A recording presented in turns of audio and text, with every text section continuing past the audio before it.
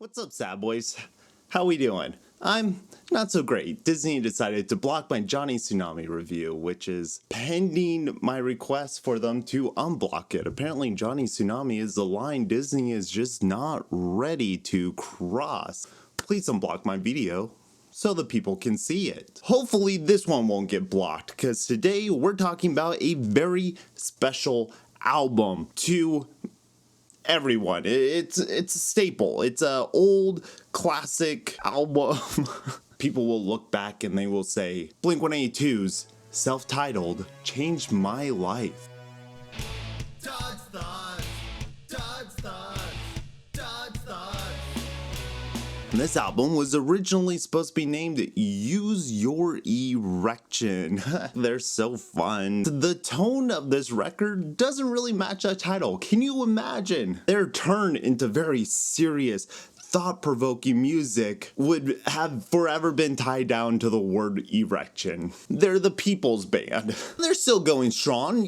It may not be the original trio, but they're still putting music out there. You can see my review for their last album, 9, right there. It's not a favorable review, so fair warning for that. Hopefully I have a little more nostalgic, a little more romantic feelings for this album. Has been a good while since I listened to it. So does this baby hold up? Does it fill that gooey part of my soul? That is what I'm here to find out. I hope y'all are feeling this, because the first song's feeling this. Gotta regret right now. I'm feeling it. Who's the stronger part of Blink-182? I always thought it was Tom, but as time went on, I started to lean more on the Mark side of things, because Mark brings a sense of maturity, a sense of gravity, where Tom, especially in this first song, just sounds like he's whining out to the atmosphere. Tom has never had a good voice. Now that's perfectly fine. It's the punk subgenre, so a raspier vocals, a harsher sense of vocals is not a deal breaker. A lot of the bands I love have not good vocalists. Fuck, I don't have good vocals for my music. When you look at Enema of the State, when you look at their older albums, you really get a sense of like, this is a Tom song. This is a Mark song. Dumpweed's a Tom song. Don't Leave Me is a Mark song. Aliens This is a Tom song. Going Away to College is a Mark song. And so on. They choose to start out this album with both their voices on equal footing. They're working together to make the song as a whole, and I think that back and forth is a lot more interesting than them leaving their vocals in isolation. It shows a little more creativity, and it's like the band is working together. Fell short this time, your smile fades in the summer. And they're doing a lot of things on the production side here that they haven't really done before. It doesn't sound like a live recording. It sounds like there's a lot of production value going into the music itself. And that in return causes these songs to be a little hit and miss when played live.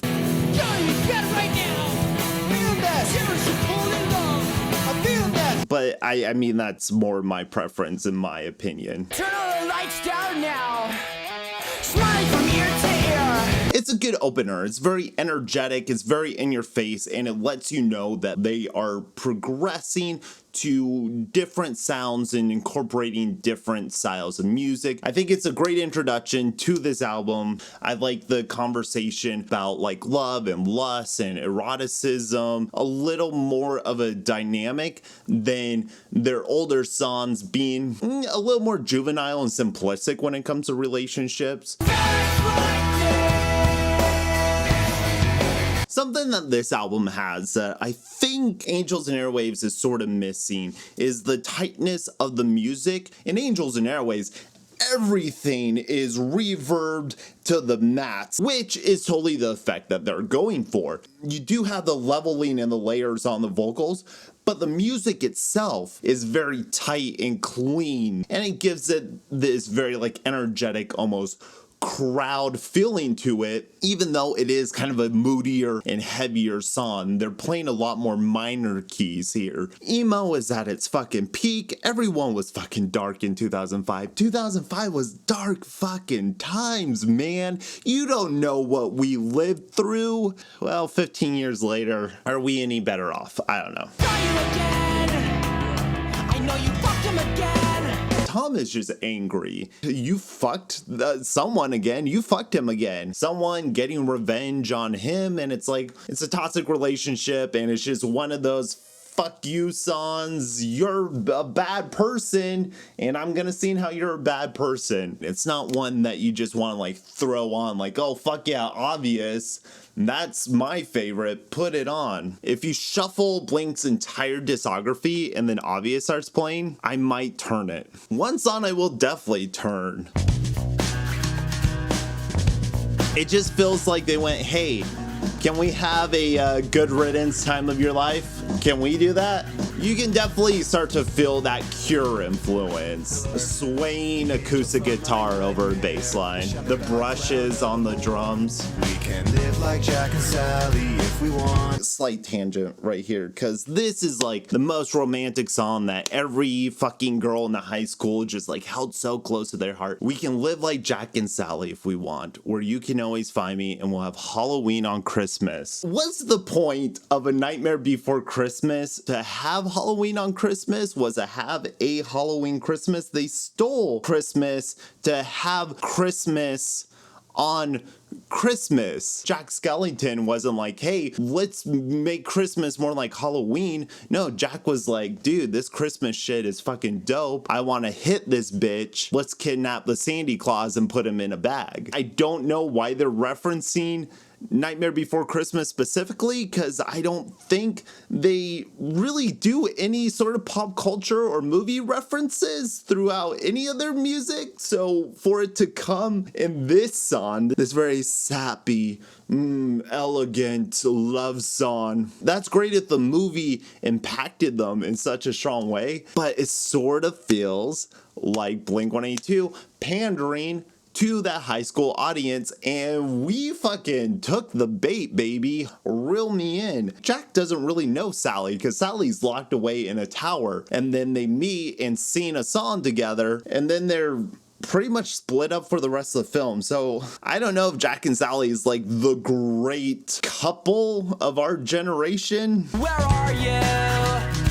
And I'm so sorry. The amount that it was just drilled into your fucking head just became unbearable. You have the two verses. You have Mark's verse, then you have Tom's verse, and then you sing I Miss You until the end of the song. And it just like repeats for 4 minutes. It's hard to place if my hatred for this song is purely due to the amount that it was overplayed. Tom's vocals are fucking terrible on it. I think he sounds so sappy, so whiny. It sounds very much like a Boxcar Racer song. It always bothered me that we just bring it down this fucking low right at the start of the record.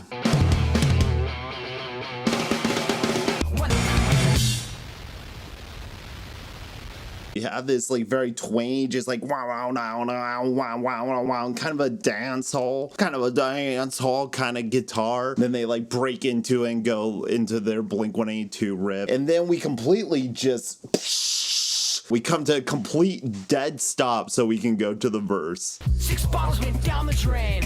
1 hour's a waste of time. I thought of one thing in my head, a scenario of a bar late at night when a pretty female walks into the building during a fast-paced hardcore dance song. I thought of every guy in that room looking at her and lusting after her, each one not paying attention to any detail present except for her. Aruga! Ooh! What a scenario, Tom. What if this fucking hot girl walks into this bar when there's a heavy song playing? Usually a girl walks into a bar like jazzy and sexy and smoky, but what if it was a hardcore song? So we whisper the verse. Oh, that's funny. That's so funny. But they bring it back up for the chorus.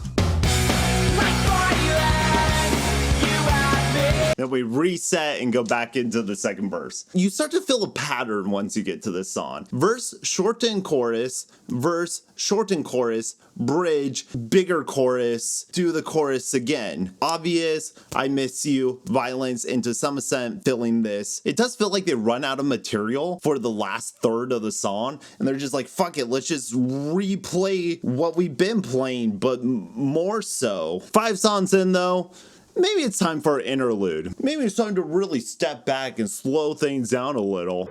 I've missed you very, very much since that last night we were together.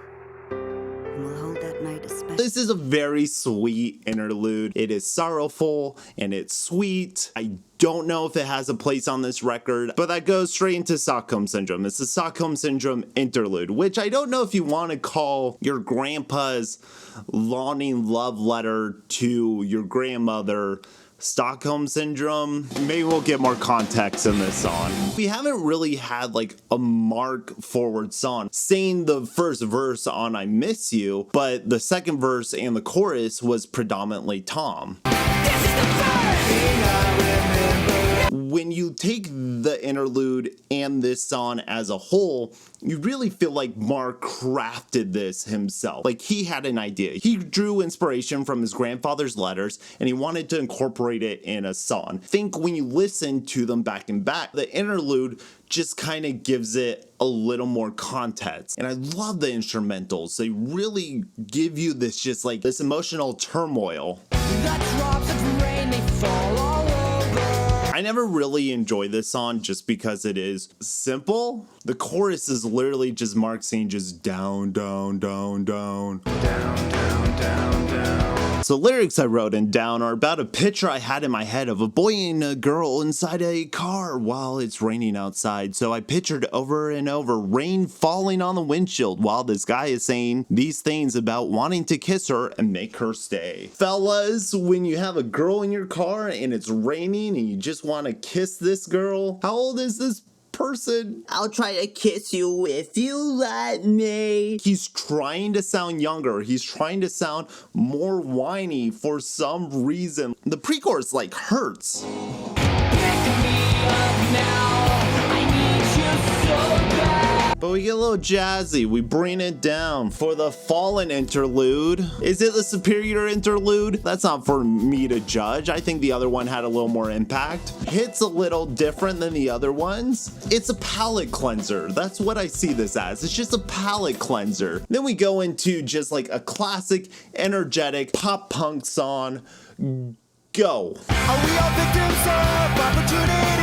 Like outside the door back in 83. If you look at the Tom songs, they're like, oh, I'm imagining a pretty girl walking in, and everyone's like, whoa, I'm imagining a car ride, and we're like, it's raining outside, and I want to kiss this girl. Then you look at the Mark songs, and it's like a child listening to his father verbally and maybe physically abusing his mother, and this child going like, let's go, let's get out of the house, let's go somewhere, and the mom's like, I'm sorry, Mark, there's nowhere to go. So far, his songs, his centric songs, have been the more meditative and the more thought-provoking ones. Gave up all her hope and went back inside. Hit her broken heart and let the engine die. And then we go to space. Tom loves aliens. Aliens exist isn't only the name of a song, it's kind of Tom's entire identity. He has spent hundreds of thousands of dollars to the exploration of the existence of aliens. Then they pull it back and the Blink-182 song starts. So it's not as obnoxious as some of the more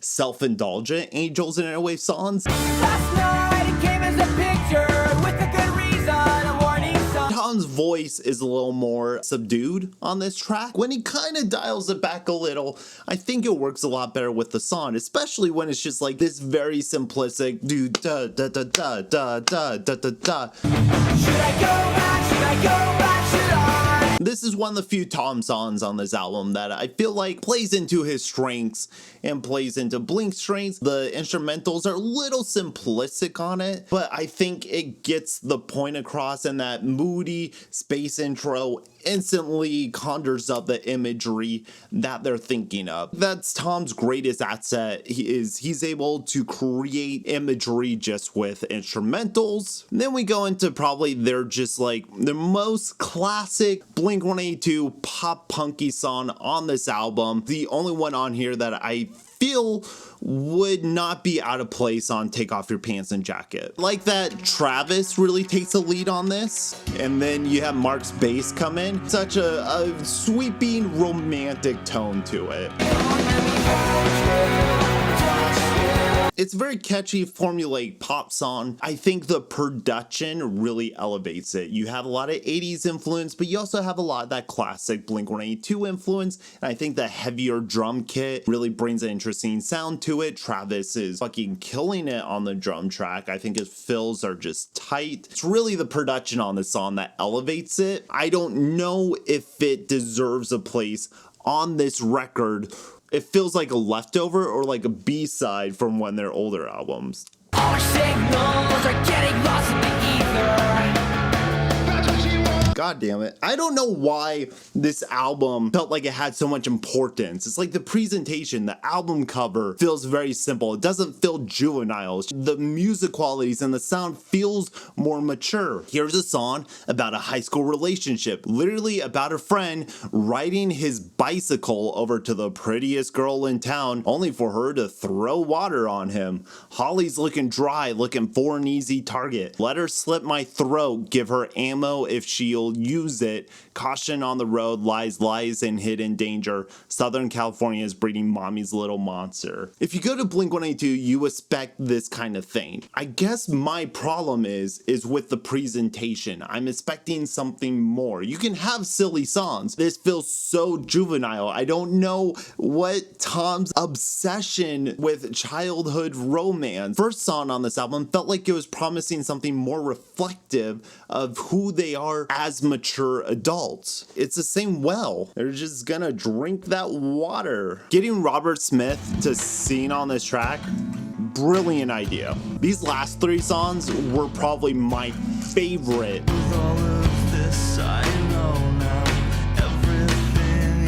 They're not saying, hey, Robert Smith, come in and sing over a Blink-182 song. They crafted a song around Robert Smith and for Robert Smith. The musical styles fits perfectly into his performance style. Feels to me like you're at a school prom and you're just in the corner by yourself.